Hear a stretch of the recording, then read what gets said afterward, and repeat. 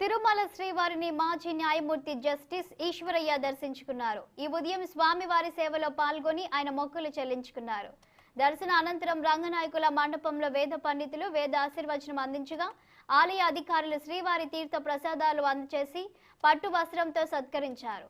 ఉమ్మడి తెలుగు రాష్ట్రాల హైకోర్టు తాత్కాలిక ప్రధాన న్యాయమూర్తిగా తాను పనిచేశానని ఈ సందర్భంగా ఈశ్వరయ్య గుర్తు చేసుకున్నారు.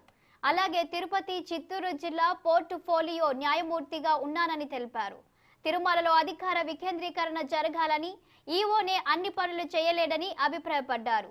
జేఈఓను తిరుమలలో కేటాయించాలని ప్రభుత్వాన్ని కోరారు. అన్ని వర్గాలకి చెందిన హిందువులను పాలక వర్గంలో ఉండేలా చేయాలని చెప్పారు జస్టిస్ ఈశ్వరయ్య. ఉమ్మడి రాష్ట్రానికి తాత్కాలిక ప్రధాన న్యాయమూర్తిగా పనిచేశాను. 14 సంవత్సరాలు ఉమ్మడి రాష్ట్రంలో న్యాయమూర్తిగా ఉన్నాను. ఈ తిరుపతి, చిత్తూరు డిస్ట్రిక్ట్ 2 సంవత్సరాలు పోర్టుఫోలియో జడ్జిగా ఉన్నాను. నాకు అపారమైన అనుభవ సంబంధం ఉంది.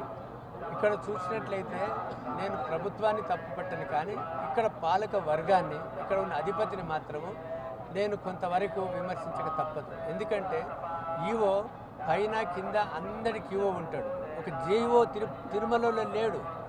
అన్ని పనులు ఒక ఈవో చేయలేడు.